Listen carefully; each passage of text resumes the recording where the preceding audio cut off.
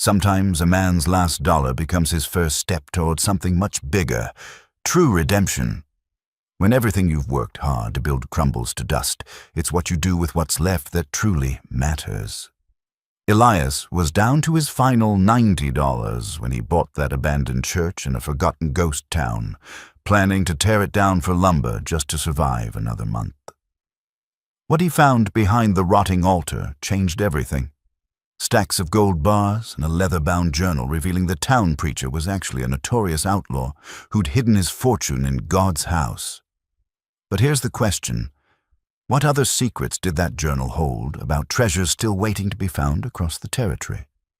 Before we jump back in, tell us where you're tuning in from, and if this story touches you, make sure you're subscribed because tomorrow I've saved something extra special for you. The wind carried dust across the empty streets of Redemption Flats, a town that had died 30 years before but refused to lie down proper. Elias Thorne stood at the edge of what used to be Main Street, his weathered hands gripping the reins of his mare, Sadie, while his eyes traced the skeletal remains of storefronts and homes that once housed families, dreams, and ordinary lives. At 62 years old, he'd seen enough ghost towns to know they all had the same hollow feel, like abandoned shells on a beach. Whatever made them alive had long since moved on. His fingers found the pocket watch in his vest, a habit formed over 4 decades. The gold case was worn smooth where his thumb had rubbed it countless times, and when he pressed the release, it opened with a soft click that seemed too delicate for the harsh landscape around him. 3:47 in the afternoon. His father had carried this watch for 50 years before passing it to Elias on his deathbed, and his grandfather had carried it for 40 years before that.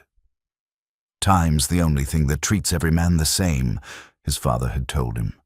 Rich or poor, good or bad, we all get the same 24 hours. What matters is what we do with them. Elias closed the watch and returned it to his pocket. His father had been a ranch foreman, a man who understood cattle and horses and hard work. He'd built a modest life through honest labor, never asking for more than he'd earned. Elias had tried to follow that path. For 38 years, he'd worked ranches across Texas, New Mexico, and Arizona, breaking horses, mending fences, moving cattle, doing whatever needed doing. He'd been good at his work, reliable and steady, the kind of man ranch owners valued and kept on through lean seasons. But steady work doesn't guarantee a steady future.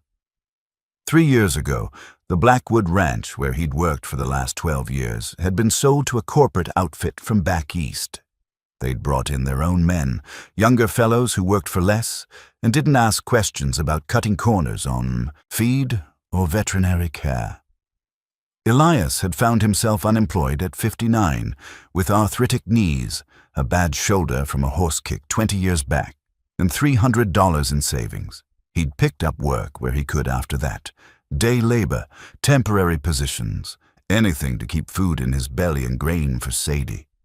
But the truth was plain as the sun overhead. The world had less use for men like him with each passing year. The big ranches wanted young bucks who could work 16-hour days without complaint. The small operations were disappearing, bought up or foreclosed on. The romantic notion of the working cowboy was fading into history, replaced by mechanical efficiency and bottom-line thinking. 6 months ago, he'd been down to his last $140 when he'd met Ben Calhoun in a diner outside Tucson. Ben had been a friend from his younger days, back when they'd both worked the Miller spread in West Texas. They'd shared stories over coffee, the way old friends do, carefully avoiding the obvious questions about how they'd ended up in a roadside diner at their age, eating the cheapest items on the menu. Ben had mentioned Redemption Flats almost in passing. Place died when the silver ran out back in '93, he'd said, stirring sugar into his 3rd refill. Not a soul left there now except maybe some rattlesnakes in memories. County's been trying to sell off the remaining buildings for years, just to get them off the tax rolls. Can't give most of them away. Something about that had stuck with Elias. He'd ask questions. How far? What condition? Who'd contact? Ben had given him the information without asking why a broke cowboy would care about buildings in a ghost town. Maybe he'd understood, or maybe he'd just been too polite to pry. The county assessor's office had a list of properties available in redemption flats, each one described in bureaucratic language that couldn't quite hide their worthlessness. Houses with collapsed roofs, a general store with 3 standing walls, a livery stable that was more kindling than structure. And at the bottom of the list, one church, built 1887, wood frame construction, significant deterioration, sold as is, minimum bid $90. $90 for a church. The irony wasn't lost on Elias. He'd never been a particularly religious man, though he'd sat through enough Sunday services over the years to be familiar with the ritual and rhythms. His mother had been devout, insisting her children attend church every week, and he'd absorbed her teachings about kindness, honesty, and doing right by your fellow man. But he'd seen too much hardship and unfairness to believe in a benevolent overseer keeping score. If there was a God, Elias figured he was probably too busy with bigger concerns to worry about one aging cowboy's troubles. Still, there was something about that church that called to him. Maybe it was the craftsmanship. Buildings from that era were built to last, constructed by men who took pride in their work. The wood alone might be worth something if it was sound. Cypress or redwood, perhaps. Materials that could weather decades and still hold value. Even if the structure was too far gone, he might salvage enough lumber to sell for a few $100s. It wasn't a fortune, but it was a strategy, and that was more than he'd had in months. He'd sent in his bid with $48 left to his name. 2 weeks later, a letter had arrived at the general delivery address he'd been using. The church was his. He'd needed to send payment within 10 days or forfeit the bid. The timing had been close. He'd found 3 days of work helping a farmer repair storm damage, enough to keep him fed while he figured out his next move. Now here he stood, the proud owner of an abandoned church in a dead town, with precisely $7 and change in his pocket. Sadie shifted beside him, patient as always, and he ran a hand along her neck. She'd been with him for 9 years, a good mare with a steady temperament and more sense than most people he'd known. He'd have to figure out what to do with her if this lumber salvage plan didn't work out. The thought sat heavy in his chest. The church stood at the far end of what had been Main Street, its white paint long since stripped away by wind and weather. The steeple still stood, though it leaned slightly to the east, and the front steps had partially collapsed on one side. Windows that once held stained glass were now empty frames, dark openings that gave the building a hollow-eyed appearance. But the main structure looked intact from here. Walls still vertical, roof mostly in place, the bones of the building holding together against the odd. Elias tied Sadie to what remained of a hitching post and approached the church on foot. His boots crunched on sand and scattered debris. The door hung crooked on its hinges, swollen from moisture and warped from heat, but it opened with a long groan when he put his shoulder to it.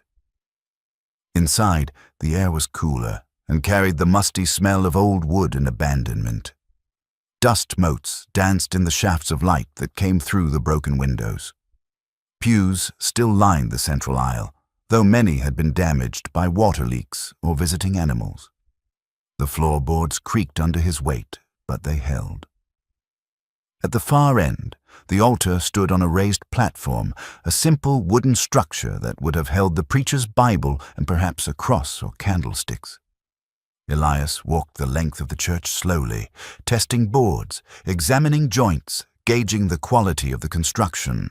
The craftsmanship was evident even in the building's decay. Whoever had built this church had known their trade. The wood was indeed cypress, a material that resisted rot and held up well to the elements. If he could carefully dismantle the structure, he might get more than he'd hoped from the lumber. He climbed the 3 steps to the altar platform and ran, his hands over the smooth wood. The altar itself was beautifully made, with dovetailed joints and careful finishing work. It seemed a shame to tear it apart, but sentiment didn't pay for meals. He'd need to start here, he decided, removing the altar first to access the structural beams behind it. The sun was getting lower, painting long shadows across the church interior. Elias had planned to camp nearby tonight and start work in the morning when he had good light. He'd brought basic tools, hammer, pry bar, saw, and supplies for a few days.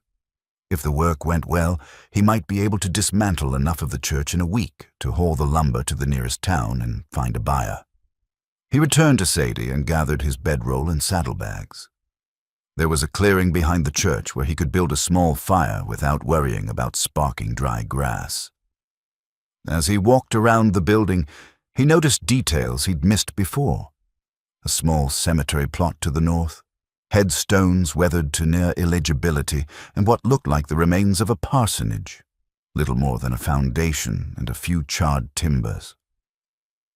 The evening passed quietly. He made coffee over his fire and ate jerky and hardtack, the kind of simple meal he'd consumed 10,000 times in his life. The stars came out thick and bright, unpolluted by any nearby lights, and he sat wrapped in his bedroll, watching them wheel slowly overhead. His father's watch ticked steadily in his vest, measuring out the hours with mechanical precision. Tomorrow he'd begin dismantling his church, taking apart what others had built with hope and faith in a better future. There was a melancholy to that thought, but Elias had learned long ago that nostalgia didn't fill an empty stomach. The past was gone, the present was what it was, and the future depended on making practical decisions with what little you had left. He finished his coffee, banked at the fire, and settled into his bedroll under the stars. Sleep came easily, as it usually did after a long day's ride. His last thought before drifting off was about where he might find a buyer for cypress lumber. There was a builder in Socorro who might be interested, or perhaps that furniture maker in Silver City who'd mentioned looking for quality wood. Tomorrow, he'd find out if his gamble on this abandoned church would pay off, or if he'd just spent his last $90 on one more disappointment in a life that had recently specialized in them. Either way, he'd face it the same way he'd faced everything else, 1 hour at a time, doing the work that needed doing, and hoping it would somehow be enough. Morning came with a kind of clear, dry heat that promised a scorching afternoon. Elias was up before dawn, his internal clock still set to ranch, hours after decades of early risings. He made coffee, ate a cold breakfast, and gathered his tools as the sun painted the eastern sky in shades of orange and pink. By the time full daylight reached Redemption Flats, he was already inside the church, studying the altar with a carpenter's eye. The structure was more complex than it had first appeared. The altar wasn't simply a table or platform, but a carefully constructed piece with a main surface supported by an ornate framework. The front panel displayed carved crosses and geometric patterns, work that would have taken considerable skill and time. Whoever built this had invested themselves in creating something meant to inspire reverence and permanence. Elias began at the joints, looking for the easiest way to disassemble the piece without damaging the wood. He'd learned long ago that patience in the beginning saved effort and waste later on. The morning passed with the slow, methodical work of loosening ancient nails and gently prying boards apart. The wood was sound, better than he'd hoped. Each piece he removed revealed more of the altar's construction, hidden bracing, careful joinery, the marks of hand tools from an era when such work was done with patience and pride. Around mid-morning, he'd removed the top surface and the decorative front panel, exposing the altar's internal framework. That's when he noticed something odd. The floor of the altar, the base where the preacher would have stood, wasn't solid. There was a seam he'd mistaken for a natural crack in the wood, but on closer inspection, it was too straight, too deliberate. He ran his fingers along it, feeling the slight depression where two pieces met. His heart quickened slightly. Hidden compartments weren't unheard of in old furniture, though he'd never encountered one personally. Sometimes people built in small spaces for keeping valuables or important documents away from casual view. He worked his pry bar carefully along the seam, applying gentle pressure, testing for give. Something shifted. A section of the flooring, roughly 2 feet square, lifted slightly. It wasn't nailed down, it was designed to be removed. Elias set aside his pry bar and used his hands, lifting the wooden panel free. Beneath it was darkness and the smell of old, dry space. He lit his kerosene lamp and held it over the opening. The light revealed a cavity perhaps 3 feet deep, carved into the platform foundation itself. And inside that cavity, wrapped in what appeared to be oilcloth, were objects that made Elias's breath catch in his throat. He reached in carefully and lifted out the first bundle. The oilcloth was brittle with age, but had done its job. The contents were protected. He unwrapped it slowly, and in the lamplight, gold gleamed back at him. A bar of pure gold, stamped with markings he didn't recognize, heavy as a brick and worth more than he'd earned in the last 5 years combined. There were more. He counted them as he lifted them out, his hands shaking slightly despite his attempt at steadiness. 12 gold bars in total, each one approximately the same size and weight, each wrapped individually in oilcloth and stacked carefully in the hidden space. He set them in a row on the church floor, and they caught the morning light coming through the broken windows, glowing with an almost unreal quality. His mind struggled to process what he was seeing. Gold didn't just appear in abandoned churches. This was someone's fortune, carefully hidden and apparently forgotten. Questions tumbled over each other in his thoughts. Who had hidden this? When? Why here, in a church in a dying mining town? He reached back into the cavity, his hands exploring the space to ensure he'd found everything. His fingers touched something else, not metal, but leather. He drew it out carefully. A book bound in leather that had survived better than the oilcloth, its pages protected within sturdy covers. The leather was dark brown, cracked with age, and bore no title or markings on the outside. Elias opened it carefully. The pages were yellowed but intact, covered in neat, small handwriting. The ink had faded to brown, but remained legible. He turned to the first page and read the words written there. Journal of Ezekiel Stone, begun this 15th day of March, 1887. If you're reading this, then I am gone and my secrets have outlived me. Perhaps that's for the best. A man can only carry so much weight before it crushes him, and I've carried mine long enough. The name meant nothing to Elias, but the date caught his attention. 1887, the same year this church was built, according to the county records. He continued reading, his eyes moving quickly over the careful script.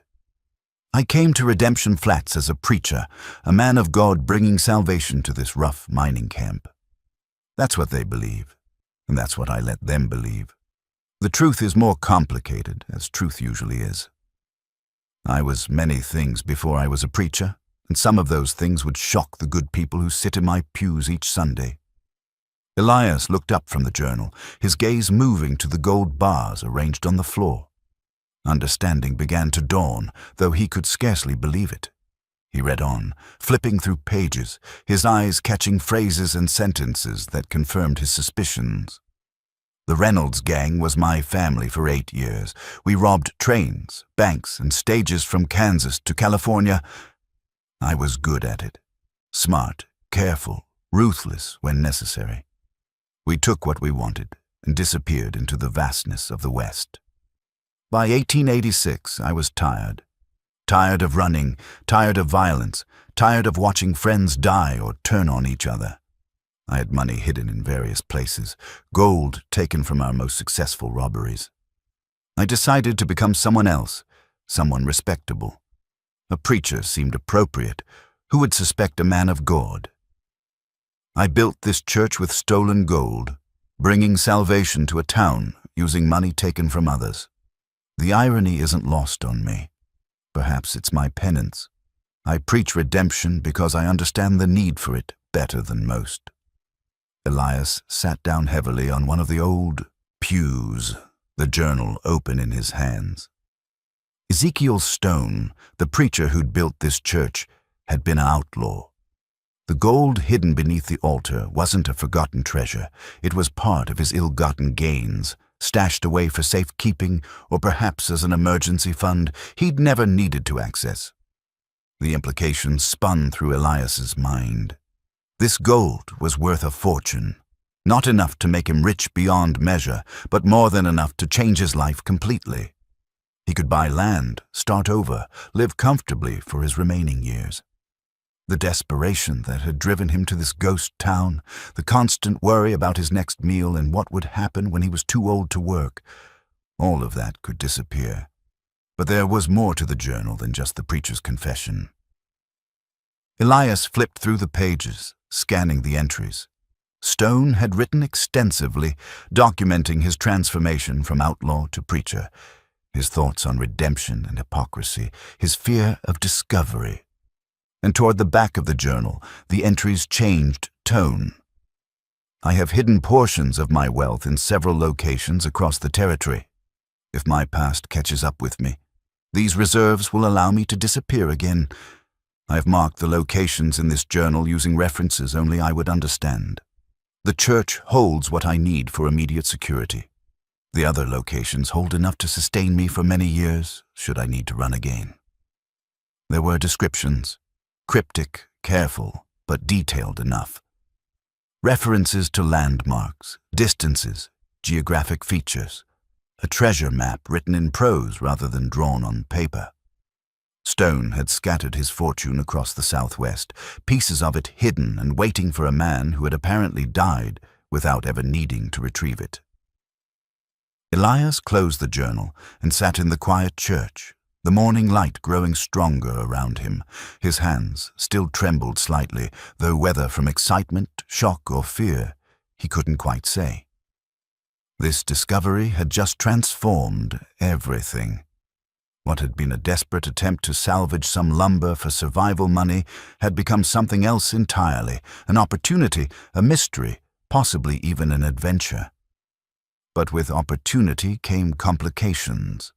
The gold was stolen property, taken in robberies more than 40 years ago.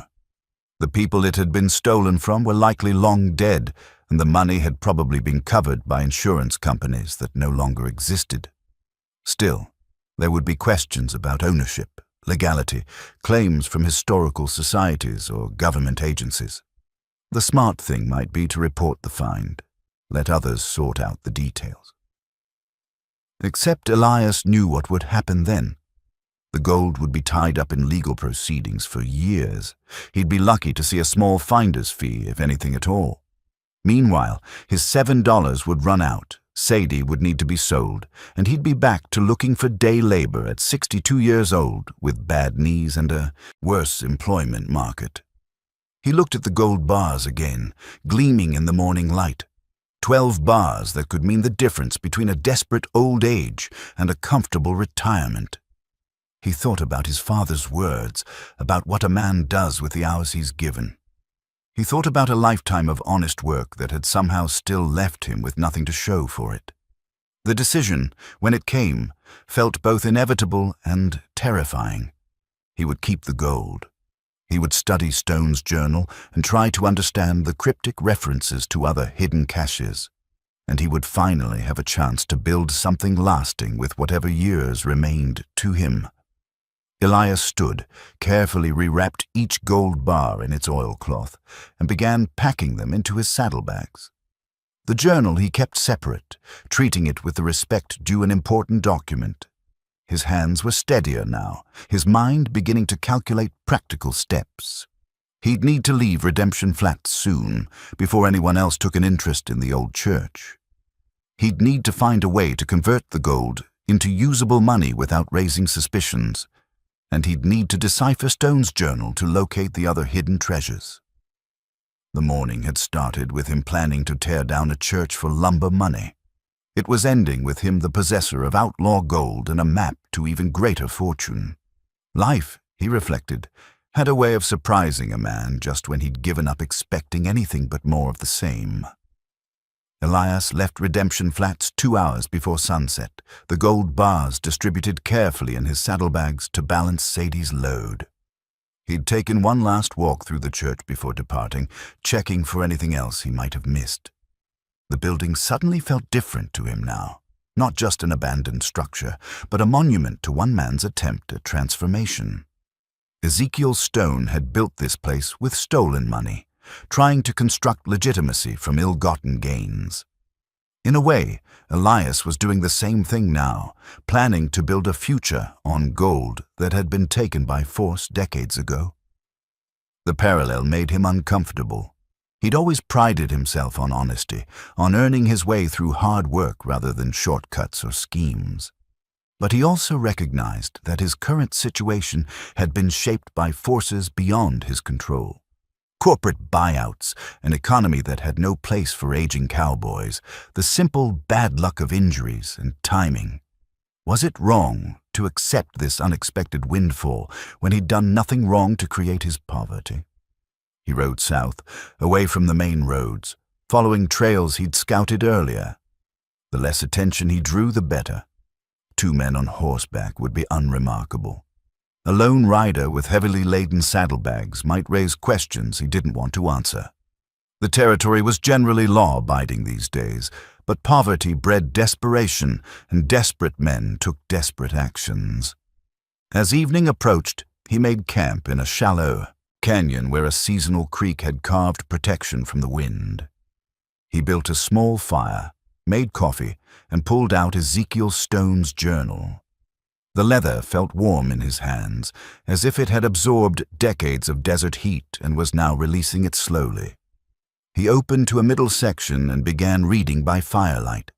Stone's handwriting remained consistent throughout, neat, controlled, the penmanship of an educated man. The entries weren't dated consistently, but they seemed to span several years, chronicling his life as Redemption Flats preacher while reflecting on his outlaw past. Today, I performed a wedding for the Kowalski girl and that young miner from Pennsylvania.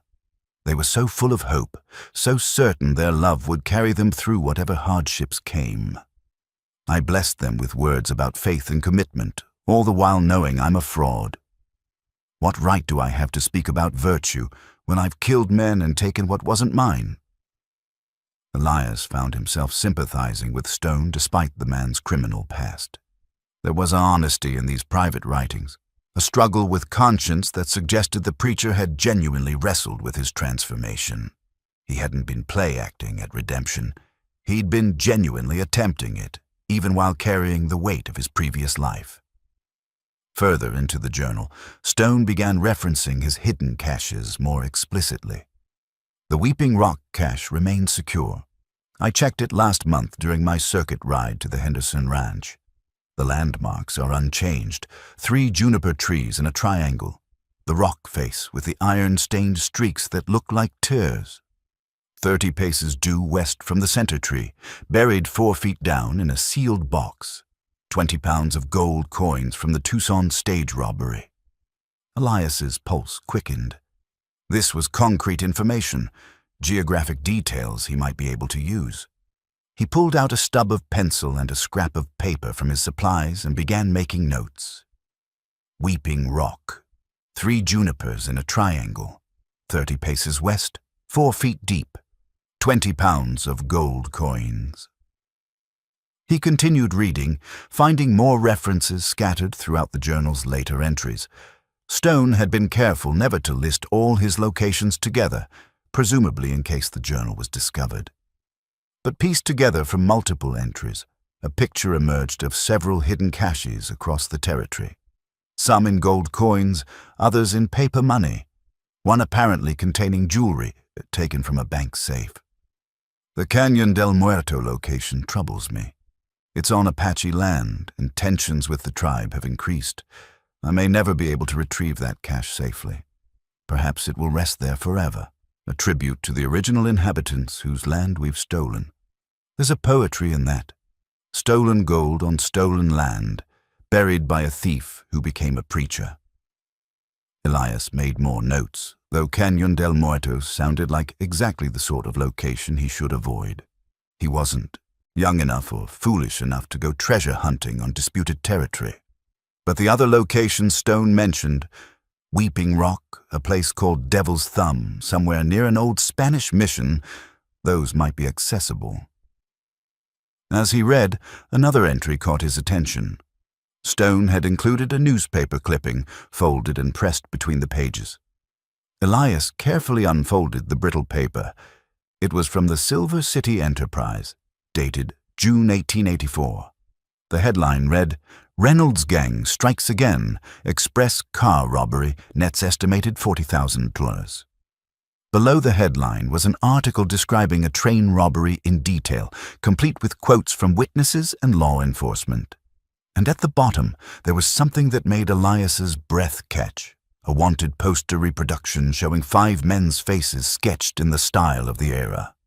Names were listed below: Thomas Red Reynolds, Jacob Moss, William Garrett, Samuel Diaz, and Ezekiel Stone. Elias held the paper closer to the firelight, studying Stone's sketched face. Hard eyes, strong jaw, a face that could have been handsome if not for the cold expression the artist had captured. This was the man who'd built the church, who'd written agonized journal entries about redemption and hypocrisy. The wanted poster listed him as armed and extremely dangerous. Reward, $500 per man, dead or alive. $500 had been a fortune in 1884. Men had hunted other men for far less. Stone must have lived with constant fear of recognition, knowing that any stranger might be someone who'd studied these wanted posters and was hoping for reward money. Elias refolded the clipping carefully and returned it to the journal. The weight of what he was doing settled more heavily on him. This wasn't just found money or a lucky discovery. This was the proceeds of violence taken from people who'd earned it through honest work. The fact that it had happened 4 decades ago didn't change the fundamental reality. But what was he supposed to do? Turn it over to authorities who'd tie it up in legal procedures while he starved? Try to find the descendants of robbery victims and make restitution? That was noble in theory, but impossible in practice. He didn't even know which robberies this specific gold had come from. He thought about his father again, about that pocket watch ticking steadily in his vest. His father had worked honestly all his life and died with little to show for it. Elias had followed the same path, with the same result. Maybe there was no justice in the world, no cosmic ledger ensuring good people were rewarded and bad people punished. Maybe there was just chance and circumstance, and sometimes those things put gold in your hands when you needed it most. The fire burned lower. Elias added more wood and watched the flames dance against the canyon walls. Sadie shifted nearby, comfortable after her day's travel and well-fed on the grain he'd packed. Tomorrow he'd need to make real decisions: which town to head toward, how to convert some of the gold into working cash, what his next steps should be. He opened the journal again, reading more of Stone's entries by the dying firelight. The man had been thoughtful, educated, clearly intelligent despite his violent past. His writing showed genuine remorse mixed with pragmatic acceptance of what he'd been and what he'd become. I tell my congregation that redemption is possible for anyone who truly seeks it. I want to believe that. I need to believe it because otherwise, what am I? Just a criminal in a costume, playing a role while my sins remain unchanged. But perhaps that's what redemption is, not erasing what you were, but choosing to be something different going forward. Perhaps wearing the costume long enough makes it real. Elias closed the journal and stared into the fire. He was tired from the day's travel and emotional upheaval, but his mind wouldn't settle. He'd crossed a line today, choosing to keep what wasn't rightfully his. There was no pretending otherwise, no comfortable justification that would make it purely innocent. He'd made a choice, and now he'd have to live with the consequences of that choice, whatever they turned out to be. The stars wheeled overhead, indifferent to one man's moral wrestling. Elias eventually rolled into his bedroll, the journal tucked safely in his saddlebag along with the gold. Sleep came slowly, and when it did, His dreams were troubled with images of wanted posters and churches full of gold. 3 days of careful travel brought Elias to Socorro, a town large enough to have real businesses, but small enough that a stranger wouldn't automatically draw intense scrutiny. He'd spent those days planning his approach, understanding that converting gold bars into usable money required both caution and strategy. Walking into a bank with stolen gold would be foolish. He needed an intermediary, someone who dealt in precious metals and asked few questions. He found what he was looking for in a shop tucked between a saddlemaker and a boarding house. The sign above the door read, "Garrison and Sons, Assay Office, Mining Supplies, Estate Purchasing." It was the last part that had caught Elias's attention. Estate purchasing meant they bought items from people who'd inherited things they didn't want or need. Jewelry, precious metals, anything of value. A place like that would be accustomed to people bringing in gold without extensive documentation. The shop was dim after the bright street, filled with the smell of metal and dust. Glass cases displayed various items: pocket watches, rings, old coins, mining equipment. Behind the counter stood a man in his 50s, balding with spectacles perched on his nose and the careful movements of someone who'd spent a lifetime handling valuable things. "Help you?" he asked, looking up from a ledger. "Name's Elias Thorne. I've come into possession of some gold I'm looking to sell." The man's expression didn't change, but his eyes sharpened with interest. "I'm Henry Garrison. What sort of gold are we discussing?" "Bars, high quality from what I can tell, though I'm no expert." "I see. May I examine them?" Elias had anticipated this. He'd brought only one bar with him, wrapped in canvas and carried in an inside coat pocket. He placed it on the counter carefully. Garrison unwrapped it, his movements deliberate, and held it up to the light from the window. "Interesting," he murmured. He carried it to a workbench where various tools and instruments were arranged. Elias watched as Garrison produced a small scale, the kind with brass pans that hung from a central beam. The assayer placed the gold bar on one pan and began adding calibrated weights to the other until they balanced. "Approximately 14 troy ounces," Garrison said. He made a mark on the bar with a small file, examining the fresh scratch closely. Then he applied drops of liquid from various bottles, watching the metal's reaction. Elias knew he was testing the gold's purity, but the specific process was beyond his knowledge. 23-carat gold, Garrison said finally. "Very high quality. Where did you say this came from?" "Estate sale," Elias replied, the lie prepared and delivered calmly. "Old family property up north. Had it sitting in a safety deposit box for years, according to the paperwork." And there's more. 11 more bars just like that one." Garrison removed his spectacles and cleaned them carefully with a cloth, his face thoughtful. "That's a significant amount of gold. Are you looking to sell all of it?" "Eventually. But I understand selling it all at once might raise questions or draw attention I'd prefer to avoid." A slight smile crossed Garrison's face. "You're not wrong about that. Large gold transactions get reported to federal authorities these days. Treasury regulations." He replaced his spectacles. "I could take one bar now, pay you fair market value minus my commission. If you're satisfied with the transaction, you could bring another in a few weeks, then another after that. Spacing them out would be prudent." "What's fair market value?" Garrison calculated on a piece of paper. "Gold's trading around $35 an ounce currently. 14 ounces at 23-carat purity, minus my 20% commission, comes to about $390. Elias kept his face neutral, though the number stunned him. Nearly $400 for one bar, with 11 more waiting. That was more than he'd earned in the best year of his working life. "That seems reasonable. I can pay you now if you'd like. Cash money. Half now, half when I return in 2 weeks with another bar. That way we both have incentive to deal fairly." Garrison nodded approvingly. Smart. I can work with that. He went to a safe in the corner, worked the combination, and withdrew a cash box. Elias watched him count out $195 in bills of various denominations. The balance when you return. Elias took the money, folded it carefully, and tucked it into his vest pocket next to his father's watch.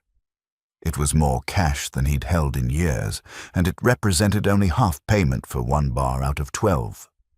The enormity of his discovery was finally becoming real. One more thing, Garrison said as Elias turned to leave. That gold you've got, the markings on it are unusual. Not U.S. mint work, possibly private refinery or foreign origin. You might want to be careful about the story you tell regarding its provenance. Some people might ask uncomfortable questions. Elias met his eyes. I appreciate the advice. Just a word from one businessman to another. Good luck with your estate matters. Outside, Elias stood on the wooden sidewalk, letting his eyes adjust to the sunlight. He had money now, real, usable money that would buy food, supplies, and time to plan his next moves. But Garrison's warning about the gold's markings worried him. If someone with knowledge examined those bars closely, they might be able to trace them back to specific robberies. The Reynolds gang's activities had been well documented in their time. There might be records, evidence, connections that could unravel his entire story. He found a hotel and paid for a week's stay, a luxury he hadn't been able to afford in months. The room was small but clean, with a real bed and a window overlooking the street.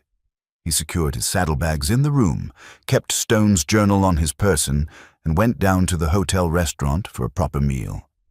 Over steak and potatoes, he reviewed his situation. He had cash money and a way to convert more gold safely, though slowly. He had Stone's journal with references to additional hidden caches. He had time now, purchased with that first gold bar, to study the journal properly and make plans. But he also had new worries. Garrison had been honest about the gold's unusual markings. Others might not be so helpful, and if word got around that he was selling significant amounts of gold, questions would multiply. He needed to be smarter, more careful. Maybe Socorro was too close to Redemption Flats. Maybe he should travel farther, establish himself somewhere else before converting more bars. That evening in his hotel room, Elias spread out the pages of notes he'd been making from Stone's journal. He'd identified 5 possible cache locations so far, each with varying degrees of detail. Weeping Rock sounded most promising. Specific landmarks, clear directions, relatively accessible territory. Devil's Thumb was less certain, the description more vague. The Spanish mission location might not even exist anymore, as many old missions had been abandoned or destroyed. He pulled out the wanted poster again, studying the faces sketched there. These men had been dangerous, violent, willing to kill for money. Stone's journal revealed glimpses of that life. The planning of robberies, the division of spoils, the narrow escapes from law enforcement. Yet Stone had also written about fear, about watching friends die, about the grinding pressure of always running, always looking over his shoulder. We thought we were free, one entry read, taking what we wanted, living by our own rules, no bosses or authority to answer to.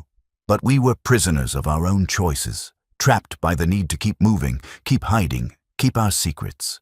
I was more free as a preacher in a dying mining town than I ever was as an outlaw with gold in my pockets. Elias understood that now in ways he couldn't have a week ago. The gold had solved his immediate problems, but it had also created new ones. He'd have to be careful, cautious, always aware that discovery could cost him everything. It wasn't so different from Stone's situation, living with secrets, carrying the weight of decisions that couldn't be undone. He checked his father's watch. Nearly midnight. Outside, Socorro had quieted down for the night, just the occasional sound of footsteps or a distant dog barking. Elias laid out his plans for tomorrow. purchase supplies, send a telegram to Ben Calhoun letting him know he was doing better, maybe visit the library to research territorial geography. If he was going to search for Stone's other caches, he needed maps and knowledge. Before sleep, he read one more journal entry, this one near the book's end. I've been the preacher of Redemption Flats for 11 years now. The town is dying, silver production has dropped, families are moving away, businesses are closing. Soon this place will be empty, and my church will stand alone in a ghost town. Perhaps that's fitting. A monument built by a ghost of a man I used to be, waiting for someone else to discover its secrets. If you're reading this, stranger, I hope you use what you find more wisely than I used what I took. Elias closed the journal and extinguished the lamp. In the darkness, he could hear his own breathing and the steady tick of the pocket watch. Stone had left him more than gold. He'd left a map, a warning, and a question about redemption that Elias was only beginning to understand. The Socorro Library was housed in a stone building that had once been a territorial courthouse. Inside, the air smelled of old paper and leather bindings, a scent Elias associated with knowledge accumulated over generations. The librarian, a woman named Mrs. Patterson, who looked to be about his age, directed him to the geography section with the quiet efficiency of someone who loved her work. "Are you looking for anything specific?" she asked, her voice barely above a whisper in the library's respectful silence. "Old territorial maps. Survey records if you have them. I'm researching historical sites for a project." She brightened at that. "We have an excellent collection. The territory was thoroughly surveyed in the 1870s and 80s. What region are you interested in?" "Southwest Territory, particularly areas around old mining towns and mission sites." She led him to a large cabinet with wide, flat drawers. "These are our map archives. Please handle them carefully. Some are quite fragile." She pulled open a drawer revealing maps rolled and labeled. "These cover the period between 1870 and 1895. If you need help identifying specific features, just ask." Elias spent the next 3 hours hunched over a reading table, carefully examining maps and cross-referencing them with Stone's journal entries. The journal's descriptions were precise enough to be useful, but vague enough to require interpretation. When Stone mentioned Weeping Rock, he hadn't provided coordinates or township references, just natural landmarks that would have been obvious to someone familiar with the territory. Elias found Weeping Rock on a survey map dated 1881. It was labeled as Painted Rock Formation on the map, but the description matched, a distinctive outcropping with iron oxide staining that appeared like rust-colored streaks running down the face. The map showed it was about 40 miles northwest of Socorro, in relatively open country near what had once been a stage line route. He made careful notes, sketching the surrounding geography from the map.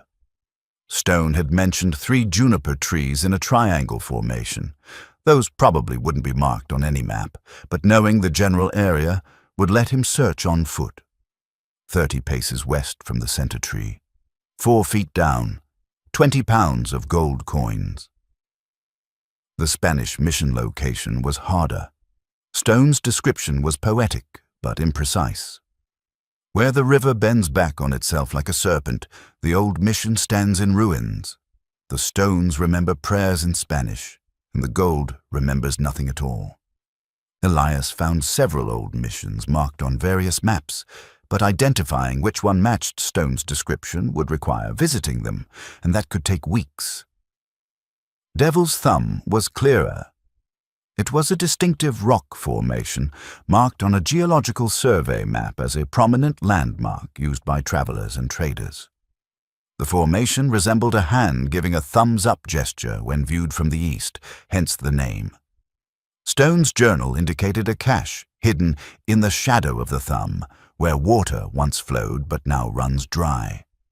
Follow the old streambed north for 200 paces to a cluster of boulders.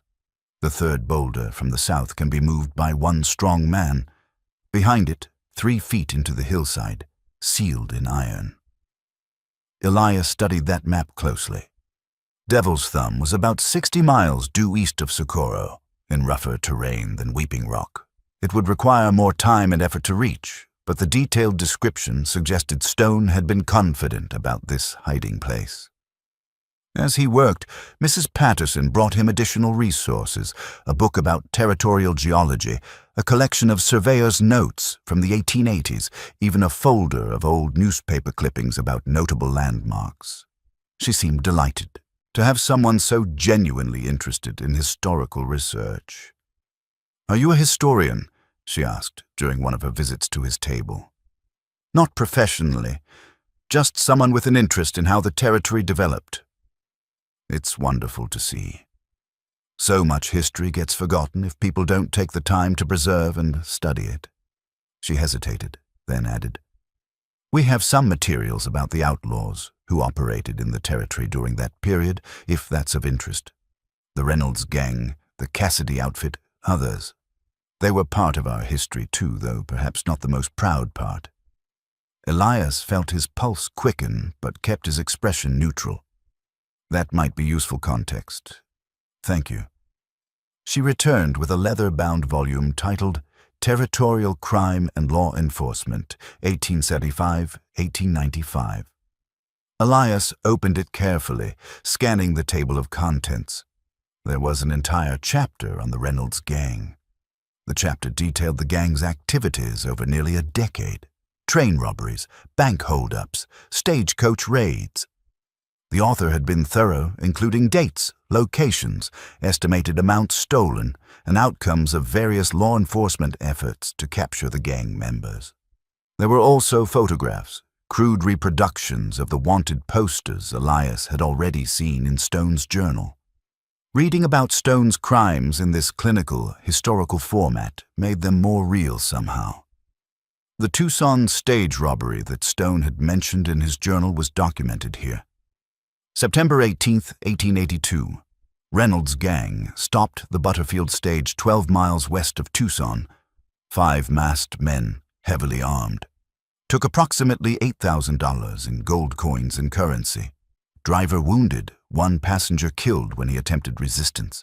Gang escaped south toward Mexican border. 1 passenger killed. Elias felt that detail like a physical weight. This wasn't just about stolen gold anymore. People had died during these robberies. Stone had been part of that violence, had participated in actions that ended lives and destroyed families. His later remorse, documented so carefully in his journal, couldn't change those facts. Elias continued reading. The book mentioned that by 1886, the Reynolds gang had largely disappeared. Thomas Reynolds was killed in a shootout with territorial rangers in March 1886. Of the remaining gang members, Jacob Moss died of fever that same year. William Garrett was captured and hanged in 1887. Samuel Diaz escaped to Mexico and was never apprehended. Ezekiel Stone simply vanished, presumed dead or living under an assumed identity. Stone hadn't just vanished. He'd transformed himself into a preacher and built a church in a dying mining town. It had worked. He'd lived out his remaining years in relative peace, his past unknown to the people who trusted him with their spiritual guidance. Elias closed the book and sat back, rubbing his eyes. The afternoon had passed quickly, and the library would be closing soon. He'd learned what he needed about geography and routes, but he'd also learned more about the man whose fortune he now possessed. It complicated things, made the moral questions sharper and less easy to dismiss. Mrs. Patterson approached again. "Find what you needed?" "Yes, thank you. You've been very helpful. Will you be back? We're open Tuesday through Saturday, 9 to 5. "Probably. I'm working on a longer project." She smiled. "Wonderful. It's nice to see someone doing proper research rather than just asking quick questions and leaving." Outside, the evening air was cooling, pleasant after the day's heat. Elias walked back toward his hotel, his mind full of maps and distances and moral complications. He had the information he needed to search for Weeping Rock and Devil's Thumb. With careful planning and good luck, he might be able to recover those caches within a few weeks, but he also couldn't escape the knowledge of how that gold had been obtained. Real people had been robbed, hurt, killed. The money Stone had hidden represented genuine suffering and loss. Using it felt different now that he understood its origin so clearly. At the hotel, he found Sadie settled in the livery stable, well-fed and comfortable. He spent time with her, brushing her coat and speaking to her in the low, steady voice she knew. Horses didn't judge a man's moral choices. They just needed care, consistency, and kindness. That evening, Elias laid out his maps and notes on the hotel room bed. Weeping Rock was closest, most accessible.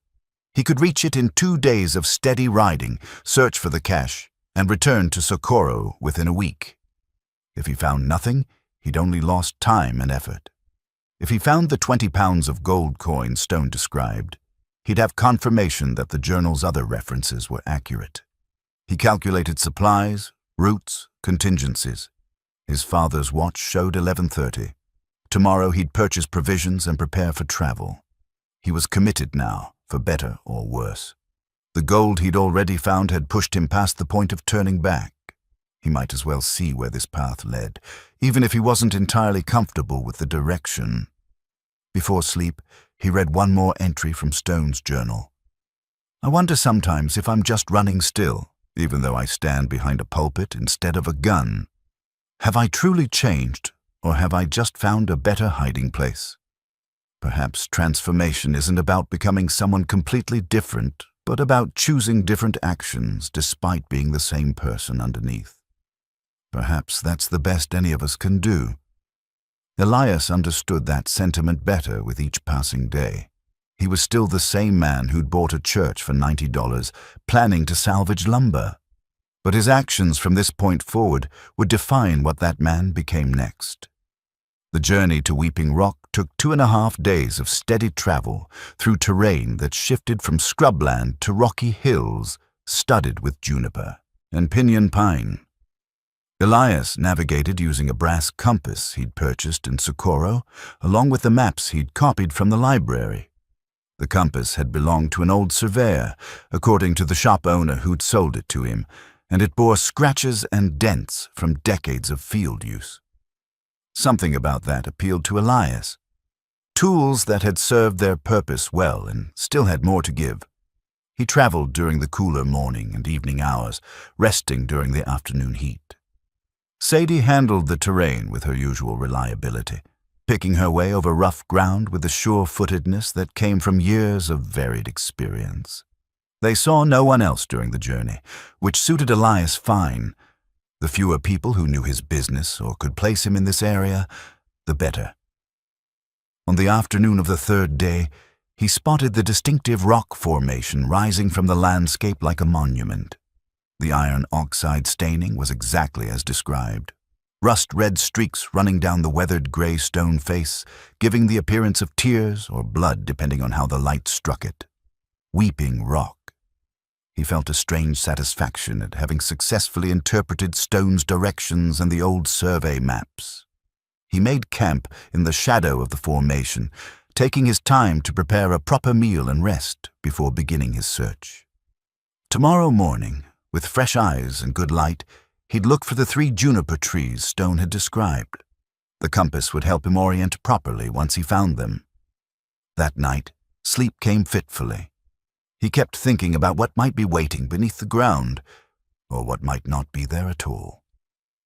Stone's journal entry was 40 years old. The junipers might have died, the landmarks changed, the gold already discovered by someone else. He was chasing information from a dead outlaw based on cryptic journal entries. The entire enterprise seemed half mad when he thought about it clearly. But he'd come this far, and the 12 gold bars he'd found in the church proved Stone's hidden caches were real. The man had been careful, methodical. If he said there was gold at Weeping Rock, there was good reason to believe him. Morning came clear and cool. Elias ate quickly, saddled Sadie, and began systematically searching the area around Weeping Rock. Stone had mentioned the junipers were within sight of the rock's southern face, which narrowed the search area significantly. He rode in expanding circles, scanning the landscape for 3 trees positioned in a triangular formation. 2 hours into his search, he found them. 3 juniper trees, ancient and gnarled, forming an almost perfect triangle about 30 feet on each side. They stood on a slight rise, perhaps 200 yards from Weeping Rock's southern face. Elias dismounted and walked among them, his heart beating faster despite his attempt at calm. He stood at what he estimated was the center point of the triangle, pulled out his compass, and oriented himself. 30 paces due west. He counted carefully, his stride deliberately measured. At 30 paces, he marked the spot with a stone cairn, then began searching for any sign that the ground had been disturbed. Nothing obvious presented itself. 4 decades of wind, rain, and natural settling had erased any trace of digging. But Stone had buried the cache 4 feet down. That was deep enough that the surface might show no evidence. Elias would have to trust the directions and dig. He'd brought a folding spade, adequate for the task, but not ideal. Real excavation work required better tools, but those would have been suspicious to purchase and difficult to transport. He began digging, removing the top layer of sandy soil mixed with rock and sparse vegetation. The work was hard. The ground was harder than it appeared, packed solid by time and the infrequent rains that fell in this country. His bad shoulder began aching after the first hour, and his hands developed blisters despite his calluses. But he kept at it, methodically deepening the hole, piling the excavated dirt nearby. 2 feet down, his spade struck something solid. His pulse jumped. He dug more carefully around the obstruction, clearing dirt away with his hands. Rock. Just a natural stone, disappointingly ordinary. He worked around it and continued digging. 3 feet, 3.5. Nothing but more dirt and occasional stones. Doubt crept in. Maybe he'd miscounted the paces. Maybe the center of the triangle wasn't where he'd calculated. Maybe Stone's memory had been faulty when he'd written the journal entry. At 4 feet, the spade hit something that sounded different from rock. A hollow thud, like wood. Elias's hands shook slightly as he cleared the dirt away more carefully. Yes, wood. A box, maybe 2 feet long and a foot wide, made from what looked like cedar. The wood had weathered but remained intact, preserved by the dry climate and its depth underground. He cleared around it completely, working the spade beneath it to loosen the surrounding soil. Then he carefully lifted the box from its resting place and set it on the ground beside the hole. It was heavy, very heavy, the weight of gold. The box was secured with a rusted padlock. Elias examined it, then used his pry bar to break the hasp free.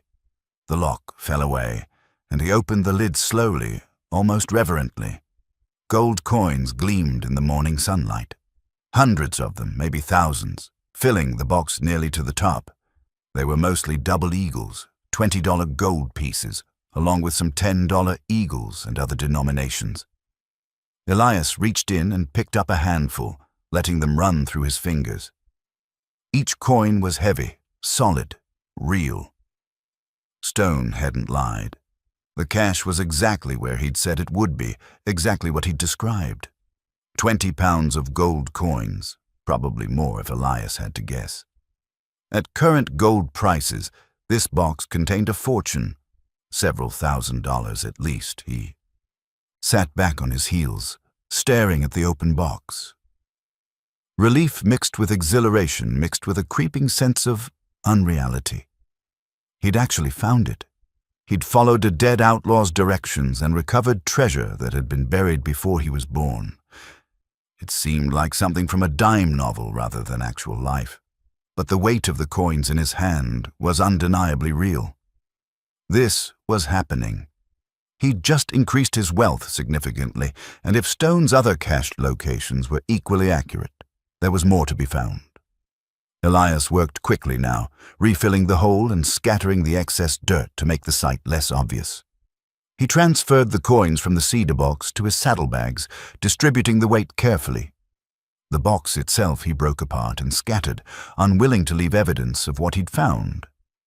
By early afternoon, he was ready to travel. The site looked largely undisturbed to a casual eye, and he'd memorized the landmarks well enough that he could return if needed, though he had no intention of ever coming back here. The ride back to Socorro felt different. He was no longer gambling on possibilities. He was traveling with proven wealth, with confirmation that Stone's journal was a reliable guide to more fortune. The weight in his saddlebags was literal now, a physical burden that slowed Sadie's pace but represented security Elias hadn't felt in years. He made camp that evening in a defensive position, a cluster of rocks that provided cover and clear sight lines in all directions. He'd become acutely aware that he was now carrying enough gold to make him a target. People had killed for far less. He kept his rifle close and slept lightly, waking at every sound. The second day of return travel passed without incident. He reached Socorro as evening fell, returned Sadie to the livery stable, and carried his saddlebags to his hotel room with as much casualness as he could manage. Only when the door was locked and the window shade drawn did he allow himself to relax. He counted the coins carefully, organizing them by denomination. 247 double eagles, 98 $10 eagles, smaller denominations accounting for another few $100s. All told, the cash was worth approximately $6,300 at face value, and probably more if sold to collectors interested in historical coins. Combined with the gold bars from the church, Elias now possessed wealth that exceeded anything he'd imagined in his life. He was, by any reasonable standard, rich, not tycoon rich, not railroad baron rich, but more than comfortable. Enough to buy property, live well, never worry about his next meal again. The responsible thing would be to stop now. He had enough. But Stone's journal described other caches. Devil's Thumb, the Spanish Mission, possibly more. And now that Elias had confirmed the journal's accuracy, the temptation to search for the rest was overwhelming. If one cache had been this straightforward to find, why not pursue the others? He closed his eyes, the weight of decision pressing on him. He knew he was rationalizing, finding reasons to continue something he knew was morally questionable at best. But he also knew, with a certainty that went beyond logic, that he would search for the other caches. He'd crossed too many lines already to stop now. He might as well see where this path led, even if the destination remained uncertain. Elias was preparing to leave Socorro for Devil's Thumb when Henry Garrison sent word requesting a meeting. The message came via a boy who worked errands for the assay office, delivered to Elias's hotel with the simple note, "Matter of importance regarding your estate items. Please visit at your earliest convenience. H.G." The formal tone made Elias uneasy. He'd planned to sell another gold bar before leaving town, spacing out the transactions as they'd discussed, but something about the message suggested more than routine business. He checked his father's watch. 2:15 in the afternoon. He tucked Stone's journal securely in his coat's inner pocket, checked that his revolver was loaded, and headed to Garrison's shop. The assayer was alone when Elias entered, standing behind his counter with an expression that mixed concern and curiosity. "Mr. Thorne, thank you for coming. Your message said it was important." "It is." Garrison gestured toward the back of the shop. "Please, come into my office. This conversation requires privacy." The office was small and cluttered with ledgers, sample boxes, and mining equipment. Garrison closed the door and indicated a chair. He sat behind his desk, opened a drawer, and withdrew something wrapped in cloth. When he unwrapped it, Elias recognized one of the gold bars, the one he'd sold 2 weeks earlier. "I've had an interesting visit," Garrison began, his tone careful. 2 days ago, a man came into my shop asking questions about old gold bars. Specifically, he was looking for bars matching certain descriptions: weight, purity, markings. He had photographs of the markings from historical records. Elias felt his stomach tighten. What sort of man? Professional type, well-dressed, educated speech. He said he was a researcher working for a historical society, documenting the Reynolds gang's activities and trying to recover artifacts related to their crimes. He's been tracking the gang's stolen gold for years, apparently. Did you tell him about my bar? No, not yet, but he left these. Garrison placed several photographs on the desk. They showed gold bars with markings identical to the ones on Elias's bars, the same stamps, the same dimensions. These came from a train robbery in 1883. The Reynolds gang hid a private mint shipment heading to California.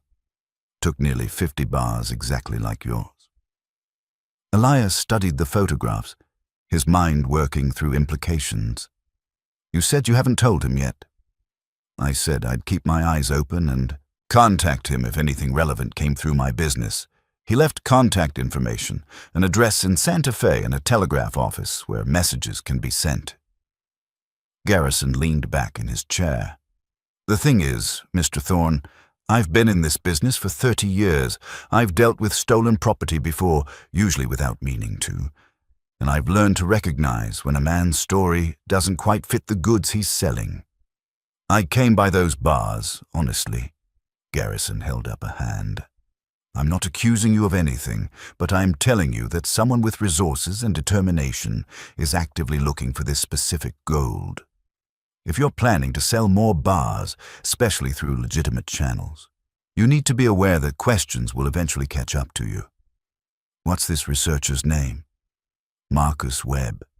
He seemed sincere about his historical mission, but he also mentioned that Reynolds gang gold would be worth considerably more to collectors than standard bullion value. He's not just documenting history, he's hunting valuable artifacts. Elias absorbed this information. Marcus Webb, a researcher who knew enough to identify the gold by its markings and who had the resources to track it across territory. This changed everything. The gold wasn't as anonymous as Elias had hoped. Someone with knowledge could trace it, identify its origins, potentially connect it back to Ezekiel Stone and Redemption Flats. Why are you telling me this? Elias asked. Garrison's expression was hard to read. Because you've been straight with me, and I appreciate that. Because I don't particularly care about helping historical societies recover property from robberies that happened before I was born. And because... He hesitated. Because I was young once and desperate, and I understand what it's like to see opportunity when you've got nothing else. I appreciate your discretion. I'm not doing it for free. If you're going to sell more bars, I need a better story about provenance. Something that would satisfy questions if they come up, and my commission goes to 30% instead of 20%. It was borderline extortion, but Elias was in no position to object. Agreed. Good. Now, there's something else. Garrison pulled out another item. An old leather wallet, cracked with age. This came with your gold bar when you first brought it. Fell out of the canvas wrapping. I set it aside, meaning to mention it, but forgot until now. Elias took the wallet, his hands suddenly cold. He opened it carefully. Inside was a folded paper, yellowed and brittle. He unfolded it slowly, revealing handwriting he recognized, Ezekiel Stone's precise script. To whoever finds this, I leave these words as both confession and warning. My name was Ezekiel Stone, though I lived my last years as Reverend Josiah Pierce of Redemption Flats. I was an outlaw who attempted redemption by building a church with stolen gold. Whether I succeeded is not for me to judge. Elias's pulse hammered in his ears as he continued reading. The gold you have found represents my share of crimes I cannot undo. I've hidden more throughout the territory, locations detailed in my journal. But know this, I was not the only one who knew where this gold was placed. Samuel Diaz, my former partner, also knows. We made a pact in 1886. If either of us tried to retrieve the caches, the other would know. Samuel disappeared into Mexico, but I have reason to believe he survived and may someday return for what he considers his rightful share. The letter continued. I die today by my own hand, unable to bear the weight of my deceptions any longer. The gold is cursed by the blood it cost, and whoever seeks it will find that curse follows them. If you are reading this, you have already taken the first step down a path I could not escape. May you fare better than I did. The letter was dated November 8, 1898, and signed simply E.S. Elias looked up at Garrison. Did you read this? I did. I'm sorry, I should have given it to you immediately, but curiosity got the better of me. He paused. So, Ezekiel Stone was real, not just a name in history books, and apparently he had a partner who might still be alive and looking for this gold. Samuel Diaz. The journal I found mentioned him. According to the letter, Stone died by suicide. If that's true, and if Diaz learns that Stone is dead, he might come looking for caches he believes are his by right. Garrison's expression was grave. You're not just dealing with a historical researcher, Mr. Thorne. You might be dealing with an old outlaw who has decades of violence behind him and nothing left to lose. The implications stacked up in Elias's mind. Marcus Webb searching for Reynolds gang artifacts. Samuel Diaz, potentially still alive and aware of the hidden caches. Stone's letter suggesting some kind of pact or system that would alert Diaz if the gold was moved. Every cache Elias recovered increased the chance of drawing attention from people far more dangerous than a researcher. The smart thing would be to walk away, Garrison said quietly. Take what you've already got, convert it slowly and carefully, and forget about the rest. Yes, Elias agreed. That would be smart. But you're not going to do that. No. Garrison shook his head slowly. I figured as much. I saw it in your eyes when you first brought that gold bar in. A man who's got nothing and suddenly sees everything. That man doesn't walk away. He stood and moved to a cabinet, withdrawing a bottle of whiskey and 2 glasses. At least have a drink with me before you chase after whatever comes next. They drank in silence, the whiskey burning down Elias's throat and settling warm in his stomach. The letter from Stone lay on the desk between them, a message from a dead man to whoever would follow his path. Stone had called the gold cursed, had warned about Samuel Diaz, had ultimately chosen death over, continuing to carry his secrets. But Stone had also been a man who'd successfully hidden his past for years, who'd built a church and lived as a respected preacher. He'd transformed himself once. Perhaps it was possible to take his gold without also taking his fate. One more thing, Garrison said as Elias prepared to leave. That researcher, Marcus Webb, mentioned he'd be in the area for at least another month. He's interviewing old-timers, visiting historical sites, gathering information. If you're moving around the territory looking for more caches, there's a chance you might cross paths with him. I'll keep that in mind. And, Mr. Thorne, if you do find more gold and need someone to help convert it, I'm willing to continue our arrangement. But be careful. There's a difference between taking a risk and walking into a trap. Outside, the afternoon sun seemed too bright, the street too normal. Elias walked slowly back to his hotel, Stone's letter folded carefully in his pocket along with the journal. Everything had changed in the space of an hour. What had seemed like a straightforward treasure hunt, morally questionable but practically simple, had become something more complex and dangerous. Samuel Diaz might be out there, somewhere. Marcus Webb was definitely in the territory, actively searching for Reynolds' gang gold, and Elias was carrying enough stolen treasure to make him a target for either man. He should stop. He knew that with absolute certainty. The gold bars from the church, plus the coins from Weeping Rock, that was enough to ensure his security for life. Going after Devil's Thumb or the other caches was greed, pure and simple. But Stone's letter had also contained something else, a map reference Elias hadn't seen in the journal.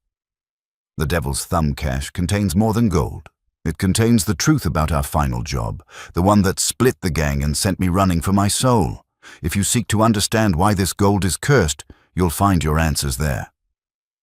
What truth? What final job? The book he'd read in the library had mentioned the gang splitting up in 1886, but gave no details about why. Stone's letter suggested there was more to the story, something important enough to mention in what he believed were his final words. Elias climbed the stairs to his hotel room slowly, his mind full of decisions and consequences. He'd found Stone's gold, and in doing so, he'd also found Stone's warnings, his partner's shadow, and a researcher's quest. The path forward was no longer clear, if it ever had been. But as he lay in bed that night, watching shadows play across the ceiling, he knew he would continue. Not just for the gold, though that was part of it. He needed to know what truth Stone had hidden at Devil's Thumb. He needed to understand what had driven a man to build a church with stolen gold and then take his own life rather than live with his secrets. Maybe in understanding Stone's story, Elias would better understand his own choices and where they were leading him. Or maybe he was just rationalizing a decision he'd already made. Either way, tomorrow he would prepare for the journey to Devil's Thumb. Warnings and risks notwithstanding. Stone's watch, no, his father's watch, ticked steadily in the darkness. Time moved forward whether you were ready or not. All a man could do was make his choices and face what came next. Elias spent 3 days preparing for Devil's Thumb, and those days felt like walking a tightrope between caution and paranoia. Every stranger who glanced his direction might be Marcus Webb. Every rider who took the same road might be following him. The weight of Stone's warning about Samuel Diaz pressed on him constantly, a reminder that violence from the past could reach into the present without warning. He purchased supplies methodically, spreading his acquisitions across multiple shops to avoid drawing attention. Rope, additional ammunition, a better spade, dried food, medical supplies. He also bought a second holster and belt, keeping his father's Navy Colt accessible, but adding a newer model Colt revolver that the shop owner assured him was reliable. If trouble found him at Devil's Thumb, he intended to be prepared. The evening before departure, Elias sat in his hotel room reorganizing his possessions. The gold bars were too heavy and conspicuous to carry on this trip. He arranged for the hotel manager to store them in the building's safe, paying extra for discretion and security. The coins from Weeping Rock he divided into multiple pouches, distributing them in his saddlebags and on his person so that no single loss would be catastrophic. Stone's journal he kept close, along with a letter found in the wallet. He'd read both documents dozens of times now, searching for any detail he might have missed. The journal entries about Devil's Thumb were more extensive than those about Weeping Rock, as if Stone had considered this cache particularly important. Devil's Thumb rises like God's own finger pointing at heaven, though there's nothing holy about what I've buried there. The formation is unmistakable. Approach from the east at dawn and you'll see why it earned its name. The shadow of the thumb falls across a dry stream bed that once ran with snow melt, but has been dry for decades. Follow that stream bed north, counting your paces. At 200, you'll find boulders clustered like a giant's fist. The third boulder from the south appears immovable, but leverage applied correctly will shift it. Behind, a cavity extends 3 feet into the hillside. I sealed it with iron plating to protect against animals and weather. But it was Stone's additional notes that had drawn Elias's attention. I've hidden more than gold at Devil's Thumb.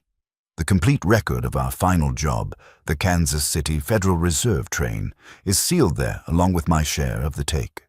Thomas Reynolds died because of that job, and the guilt of it drove me from outlaw life to this charade of redemption. If anyone ever finds this cache, they'll understand why some gold carries too high a price. The Kansas City Federal Reserve train robbery.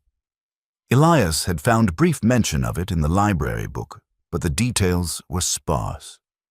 The robbery had occurred in February 1886, just weeks before the Reynolds gang had dissolved.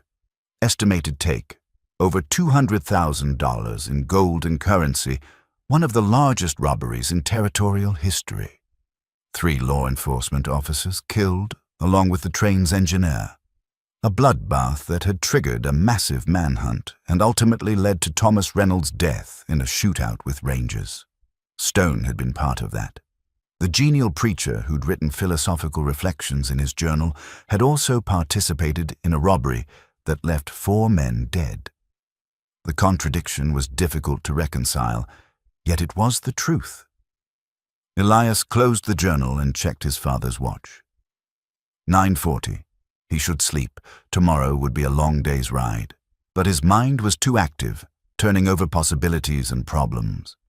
He was 62 years old, with bad knees and a worse shoulder, riding into rough country to recover stolen gold while potentially being tracked by a historical researcher and a possibly living outlaw partner.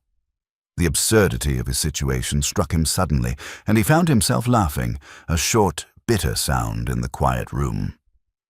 What would his father think, the man who'd carried this pocket watch for 50 years, who'd worked honest jobs and died with little to show for it? Would he be proud that his son had finally found fortune, or ashamed at how it had been obtained? The question had no answer, which somehow made it worse. Sleep came eventually, troubled with dreams of churches filled with gold and wanted posters with his own face sketched on them. Morning arrived with the kind of clear, cold dawn that promised heat later. Elias was saddled and riding before the town fully woke, heading east on trails that grew rougher as the terrain shifted from scrubland to broken country of stone formations and sparse vegetation.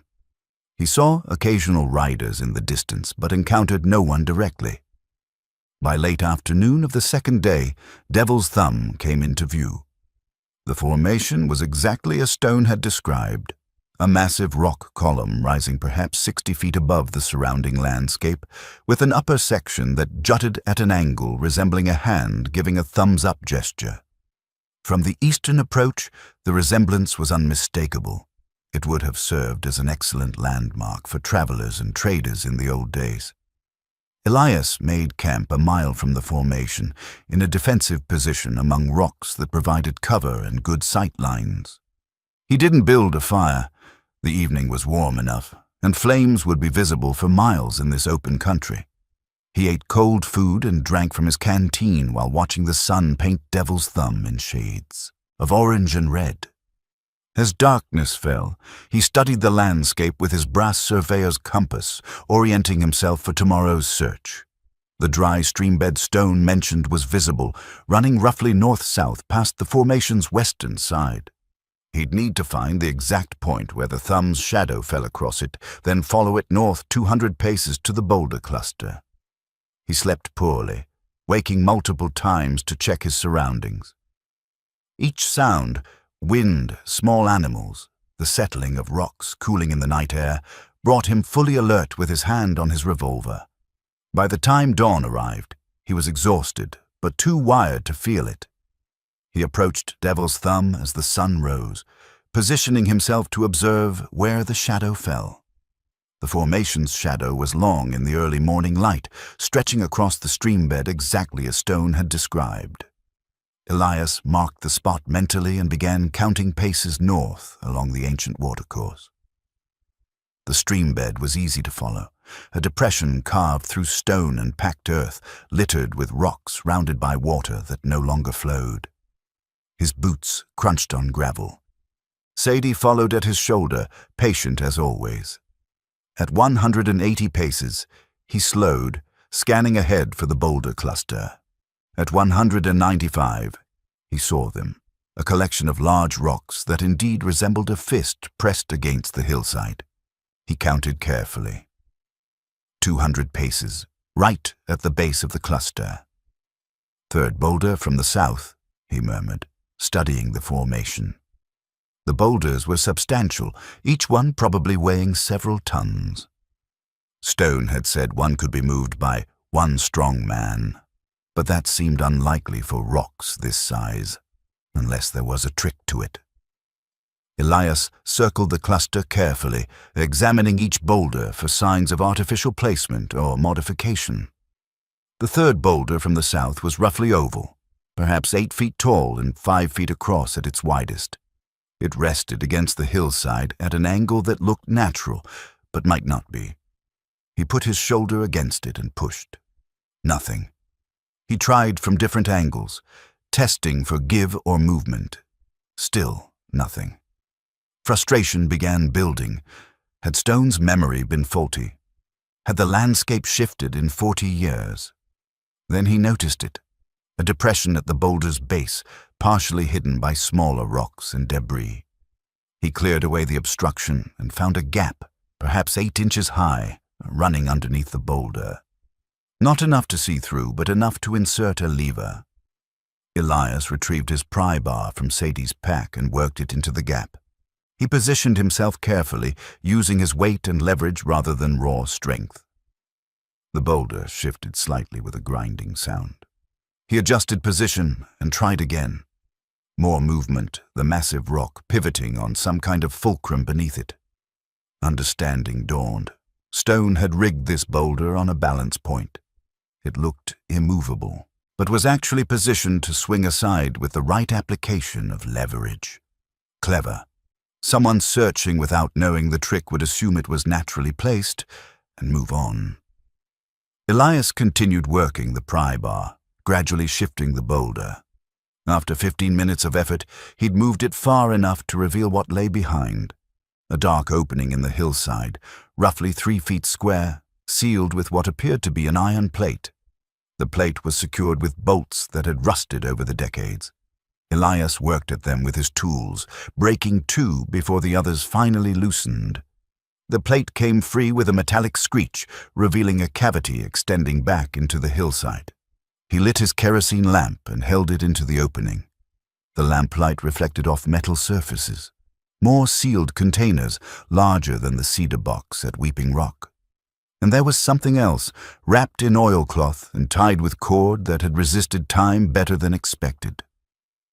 Elias crawled partway into the cavity, his bad shoulder protesting the awkward position. He pulled out the first container, an iron strongbox, locked and heavy, then another, equally substantial. And finally, the oilcloth package, which crinkled with age as he handled it. Outside in the morning light, he examined his finds. The strong boxes were quality work, built to protect their contents from the elements and thieves. The locks were solid but old. He used his tools to break them, feeling only a moment's guilt at destroying what was likely fine craftsmanship. The first strong box contained gold coins, similar to those from Weeping Rock, but in greater quantity. He didn't stop to count them. There would be time for that later. The second box held paper currency, carefully bundled and still surprisingly intact, despite the passage of years. Some of it might even be valuable to collectors, though that was a complication he didn't need. But it was the oilcloth package that commanded his attention. He unwrapped it carefully, revealing multiple items.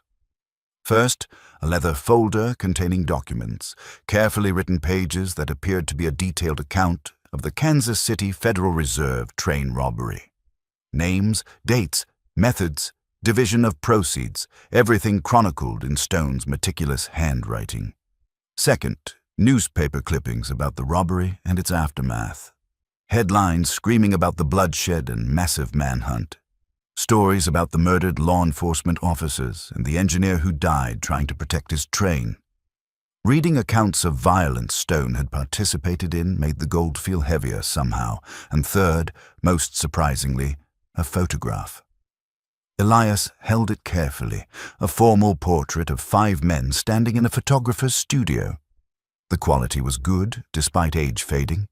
He recognized the faces from the wanted poster: Thomas Reynolds, Jacob Moss, William Garrett, Samuel Diaz, and Ezekiel Stone. They stood shoulder to shoulder, dressed in respectable clothes, unsmiling in the way photographs of that era demanded. They looked like businessmen or ranchers, not outlaws who'd killed for money.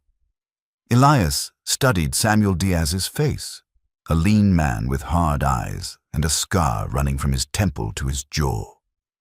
According to the history book, Diaz had been the gang's most violent member, the one who'd killed the Federal Reserve Guards while others focused on the gold. Stone's journal had mentioned him with a mixture of respect and fear. Was Diaz still alive? If so, he'd be in his 70s now, assuming he'd been similar in age to Stone. Old, but not necessarily harmless. Age didn't remove knowledge or determination, only strength and speed.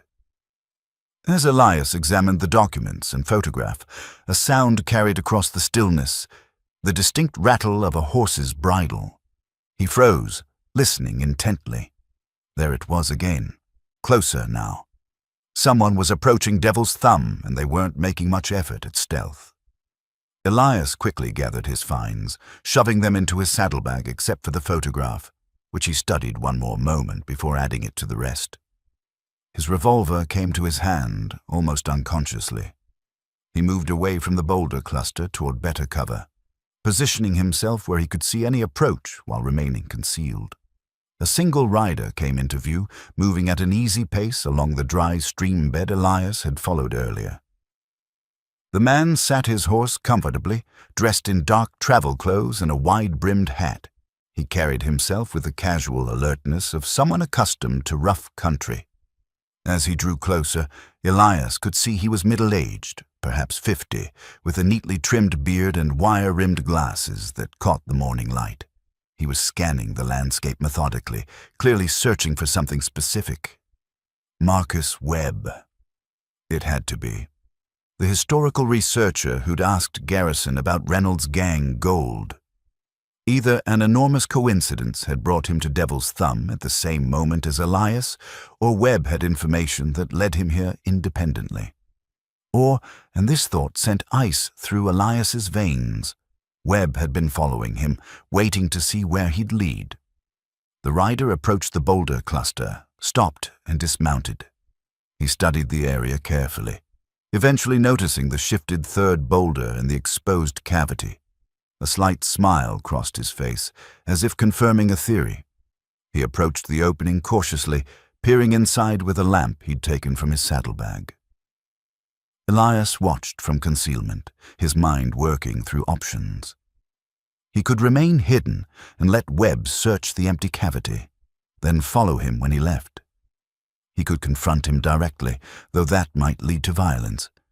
Or he could leave now, quietly, and hope Webb hadn't noticed Sadie's tracks or other signs of his presence. Before he could decide, Webb's voice carried across the stillness. "Mr. Thorne, isn't it? From Socorro? I imagine you're somewhere nearby, having clearly reached this location first. I mean you no harm. Perhaps we could speak like reasonable men." Elias's grip on his revolver tightened. Webb knew who he was, had likely been tracking him since Socorro, and was confident enough to call him out. This changed everything. Elias stepped from his concealment, revolver held low, but ready. Webb turned smoothly to face him, hands deliberately visible and away from his body. Up close, the man's face showed intelligence and something harder, the look of someone who'd seen enough of life to understand its complexities. "Marcus Webb," the man said calmly. "Though you already knew that, I expect. Henry Garrison's discretion only extends so far when the right questions are asked. You paid him to inform on me. I made a reasonable business arrangement, same as you did." Webb gestured toward the exposed cavity. "Though I see you've been considerably more successful than I have. 4 decades of research, and you beat me to the cache by perhaps half an hour. How long have you been following me?" "Since you left Socorro 3 days ago. You're careful, I'll give you that, but not careful enough for someone carrying significant gold through open country." Webb's expression remained pleasant. "May I lower my hands? Standing like this makes me feel foolish, and I genuinely mean you no harm." Elias considered, then nodded. Webb relaxed slightly but kept his movements slow and visible. I suppose you're wondering what happens now. The thought had crossed my mind. What happens now is we talk. I'm a reasonable man, Mr. Thorne, and you strike me as the same. Neither of us needs to make this difficult. Webb moved to a flat rock and sat, an invitation for Elias to do the same. I've been tracking Reynolds' gang gold for 15 years. It started as academic interest. My doctoral dissertation was on Western outlaws and their economic impact. But the more I researched, the more I realized how much stolen wealth remained unrecovered. So you're a treasure hunter, not a historian. Both, actually. The best treasure hunters always are. Webb smiled slightly. I traced Ezekiel Stone to Redemption Flats 6 years ago. Took me 3 years just to confirm his identity. He covered his tracks remarkably well. By the time I located the church, it had already been sold to you. If you knew about the church, why didn't you buy it yourself? I was in California following another lead when the sale went through. By the time I returned, you'd already found what was hidden and disappeared. I'll admit, that was frustrating. Webb pulled out a tobacco pouch and began rolling a cigarette, his movements casual. But I had Stone's journal entries, the ones he'd written in territorial newspapers under a pseudonym, coded references to his caches, hidden in poetry and editorial pieces. Not the complete record, obviously, but enough to locate Devil's Thumb. Elias felt a chill. If Webb had independent information about Stone's caches, that meant Elias's advantage was smaller than he'd believed. You said you mean me no harm. What do you want? Partnership. You have Stone's personal journal with specific locations. I have research, contacts, and resources to convert gold safely without raising suspicions. Together, we could recover the remaining caches and divide them equitably. Alone, you'll eventually make a mistake that brings law enforcement or worse to your door. Or worse, Samuel Diaz. Webb lit his cigarette, exhaled smoke. You found Stone's letter, I assume, since you're here at Devil's Thumb. You know Diaz might still be alive, might still believe he has a claim to this gold. I've been searching for him too, hoping he'd lead me to caches I couldn't locate independently. 3 months ago, I found evidence he was living in Ciudad Juarez under an assumed name. Was? He left Mexico 6 weeks ago, heading north. I lost his trail near El Paso, but the timing is interesting. Right around when you purchased the Redemption Flats church. Webb's expression grew more serious. I don't believe in coincidences, Mr. Thorne. If Diaz learned that someone was recovering Stone's gold, he'd come looking. And unlike me, his methods wouldn't involve polite conversation. Elias absorbed this information. Another complication layered onto complications. Why should I trust you? Because I'm offering you a choice rather than taking what I want by force. I'm armed. Webb opened his coat slightly, revealing a shoulder holster. But I haven't drawn. Because I understand that you're a desperate man who saw an opportunity for security in his old age. Not a criminal who needs to be brought to justice. We're not so different, you and I. We both want the gold, and we both have reasons for wanting it. What's your reason? 15 years of research, countless expenses, a wife who left me because I was obsessed with dead outlaws and hidden treasure. This gold represents validation and compensation for time I can never recover. Webb finished his cigarette, ground it out carefully. Your reason is simpler: survival and dignity. Both are worth fighting for. The morning sun had climbed higher, bringing heat to the day.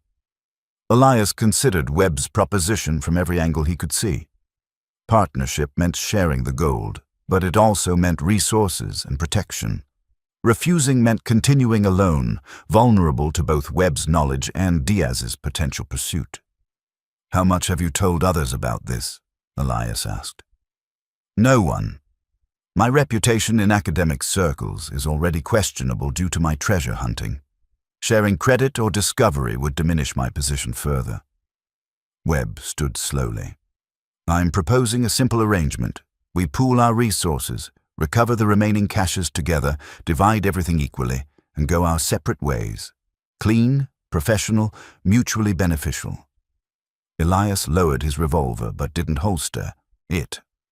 I'll need time to consider. Of course. Though I should mention that the longer we stand here at Devil's Thumb, the more visible we become to anyone else who might be watching this area. Webb's eyes held something between warning and urgency. And if Diaz is truly heading north, time is not an abundant resource. The decision hung between them like the heat shimmer rising from desert rock. Elias was about to respond when a sound carried across the landscape, the unmistakable crack of a rifle shot, followed immediately by the whine of a bullet passing between them and striking the boulder face. Both men dropped instinctively, scrambling for cover. Another shot, closer this time, kicking up dust near Webb's position. Elias rolled behind a rock outcropping, his revolver useless at this range. Webb had his own pistol drawn, scanning the landscape for the shooter's position. "North Ridge," Webb called out. 300 yards, maybe more. Single shooter from what I can tell. Elias followed his gaze and caught a glint of sunlight on metal. A rifle barrel, positioned among rocks on the elevated ground overlooking Devil's Thumb. Whoever was shooting had the high ground, clear sight lines and enough distance to make returning fire difficult. Another shot struck near Elias's position, showering him with stone fragments. The shooter knew what he was doing. The shots were precise, meant to pin them down rather than wild attempts at lucky hits. "Diaz," Elias called to Webb. "God, I hope not. He's supposed to be 70-something years old." "Age doesn't affect rifle skills much."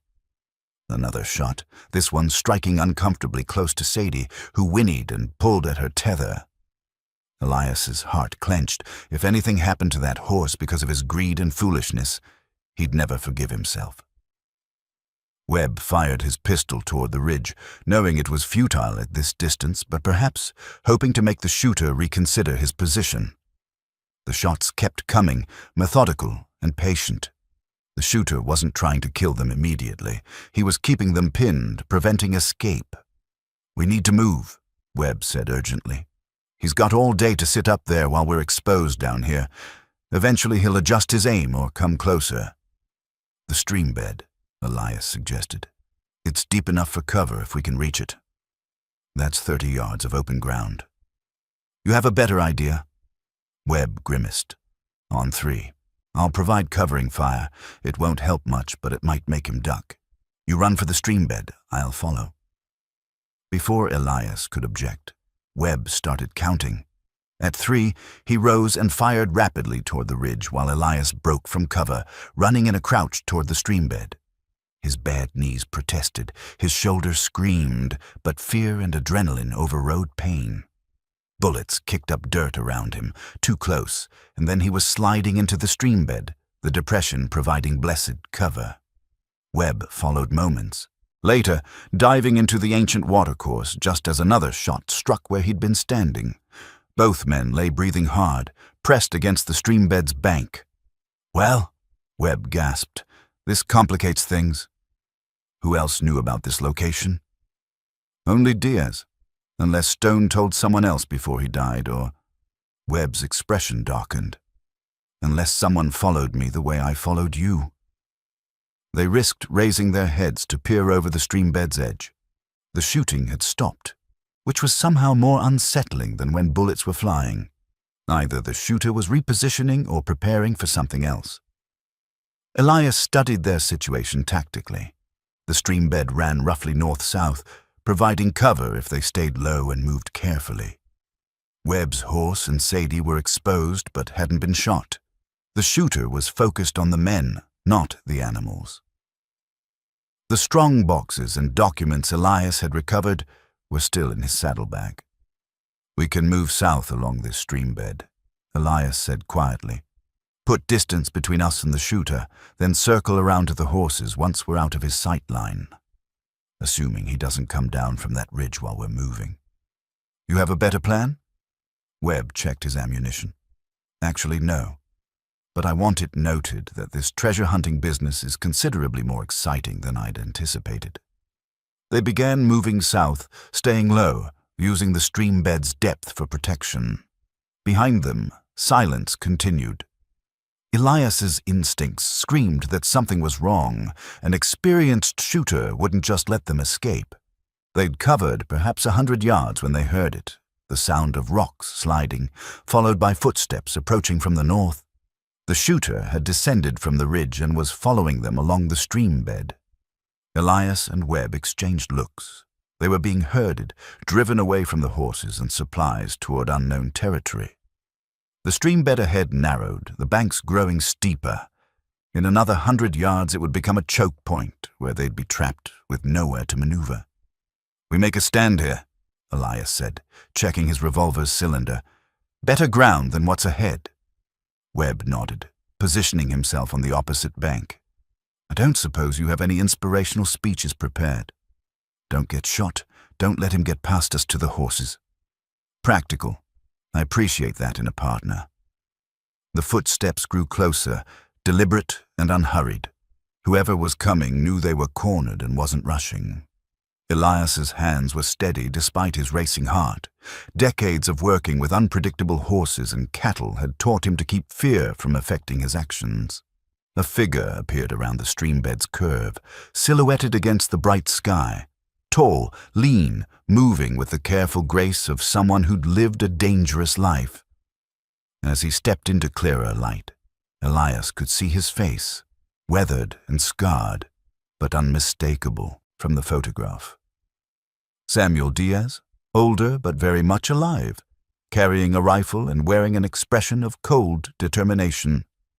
"Well," Diaz said in a voice rough from decades of hard living, "I was wondering when someone would finally come for Ezekiel's gold." Samuel Diaz kept his rifle trained on them but made no move to shoot. His face, weathered by 7 decades of hard living, showed neither anger nor particular emotion, just the flat assessment of someone calculating odds and outcomes. "You can lower those pistols," Diaz said. "If I wanted you dead, you'd already be dead. I hit what I aim at, always have." Neither Elias nor Webb holstered their weapons. After a moment, Diaz shrugged and lowered his rifle, though he kept it ready. "Fair enough. Man reaches our age. Trust doesn't come easy." He studied them carefully. "You'd be Thorne, the one who bought Ezekiel's church, and you're the researcher who's been asking questions across 3 states. Webb, isn't it?" "You've been watching us," Webb said. "I've been watching for anyone who might lead me to Ezekiel's caches. Didn't expect 2 of you, but that's how things go sometimes." Diaz's scarred face creased in something that might have been a smile.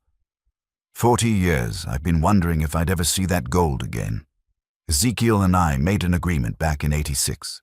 We'd split up, lay low, and never touch the caches unless both agreed. I kept my word. Then 6 months ago, I hear someone bought that church in Redemption Flats. Figured Ezekiel was finally making a move, or maybe he died and left instructions. "He's dead," Elias said. "Died in 1898 by his own hand." Something crossed Diaz's face. Genuine sadness, brief but real. I'd wondered. Ezekiel never was comfortable with what we'd done. That last job in Kansas City broke something in him. He gestured with the rifle toward the boulder cluster. "So you found Devil's Thumb. What else?" "The church, Weeping Rock." Elias saw no point in lying. Diaz could kill them and search their belongings regardless. "That's 3 out of 5 then. The Canyon del Muerto cache is on Apache land, probably untouchable. The Spanish Mission location," Diaz paused. "That one's complicated. It has to do with the Kansas City job." Webb spoke carefully. "We found records in the Devil's Thumb cache, documents about that robbery. Then you know it went wrong. We'd planned it careful, but the Federal Reserve Guards fought back hard. Thomas Reynolds got trigger happy, and by the time the shooting stopped, 4 men were dead. We got the gold, but we lost something else that day." Diaz's expression hardened. "We lost any pretense that we were just outlaws taking from rich institutions. We were killers, plain and simple. Ezekiel couldn't live with that. Neither could I, truth be told, but I'm still here regardless." The sun climbed higher, heat building in the stream bed. Elias found himself studying Diaz with something approaching understanding. This wasn't a monster, but a man who'd made terrible choices and spent 40 years living with the consequences. "So what happens now?" Elias asked. Diaz was quiet for a long moment. "I came north, planning to take what was mine by right. 40 years is a long time to wait for what you're owed. But standing here looking at you two, I'm thinking about something Ezekiel once told me. He said the gold was cursed, that everyone who touched it paid a price. He paid his by living a lie until it killed him. I paid mine by spending 40 years in exile." He lowered his rifle completely. "I'm 74 years old. Got emphysema from working in mines down in Mexico. Doctor says I've got maybe 2 years if I'm lucky. What would I do with that gold now? Buy medicine to squeeze out a few more months? Live in comfort while remembering the men I killed to earn it?" Webb and Elias exchanged glances. Neither had expected this turn. "You can keep what you've found," Diaz continued. "All of it. My share, Ezekiel's share, all of it. Consider it payment for solving a mystery I'd given up on, but I want something in return." "What?" Elias asked. "The documents from Devil's Thumb, the complete record of Kansas City. I want you to give them to the authorities. Proper authorities who'll make sure the families of those dead men know the truth about what happened. Names, details, everything. They deserve to know their people didn't die for nothing, that justice came eventually even if it took 40 years. It was the last thing Elias had expected. "You'd expose yourself." "I'm dying anyway. Mexico's extradition treaties are complicated enough that they probably couldn't get me back to the States for trial, even if they wanted to. And honestly," Diaz's voice grew quieter, "I'm tired of carrying it. 40 years of guilt is heavy enough without dragging it to the grave." The three men stood in the stream bed, decades and circumstances separating them but also somehow binding them together. Elias thought about his father's watch, about the choices that had brought him from honest ranch work to claiming outlaw gold, about redemption and whether it was possible for anyone. "I'll do it," Elias said. "I'll make sure the right people get those documents." Diaz nodded slowly. "Then we're settled." He turned to leave, then paused. "One more thing. The Spanish mission cache. It's not worth going after. Nothing there but paper money that's probably disintegrated by now and more records of our crimes. Sometimes the past is better left buried." He walked away up the stream bed, rifle slung over his shoulder, an old man disappearing into the harsh landscape. Neither Elias nor Webb moved to stop him. "Well," Webb said eventually. "That was unexpected." "Yeah." They retrieved their horses, gathered the strong boxes and documents, and made camp away from Devil's Thumb. That evening, as the sun set in spectacular colors across the western sky, they divided the gold into equal shares. Webb would take his portion and disappear back into academic circles, his obsession finally satisfied. Elias would convert his share carefully, buy the land he'd always dreamed of, and live whatever years remained to him in peace. But first, he'd keep his promise to Diaz. The documents would go to federal authorities along with a letter explaining their discovery. The families of those killed in Kansas City would finally have answers, even if those answers came 40 years too late. 3 weeks later, Elias stood on property he'd purchased in the hill country north of Socorro, 200 acres of good grazing land with water rights and a small but solid house. Sadie grazed contentedly nearby. His father's pocket watch ticked steadily in his vest pocket, marking time that finally felt like it was moving in the right direction. He'd done questionable things to get here. He'd claimed stolen gold, pursued outlaw treasure, made choices his father might not have been proud of. But he'd also kept his word to a dying man, ensured that forgotten victims received some measure of closure, and learned something about the complicated nature of redemption. Sometimes transformation wasn't about becoming someone entirely different. Sometimes it was just about making the next right choice, then the one after that, building a better future, one decision at a time. The sun set over his land, painting everything in gold. Elias smiled slightly, pulled out his father's watch, and checked the time. 5:30. Time to make dinner, tend to Sadie, and settle into his new life. Time to stop running from his past and start building toward his future. The gold was spent, the secrets were shared, and the curse, if there ever had been one, was finally broken. What remained was just a man, his horse, his land, and whatever time he had left to make something good from what he'd been given. It was enough. More than enough. It was everything.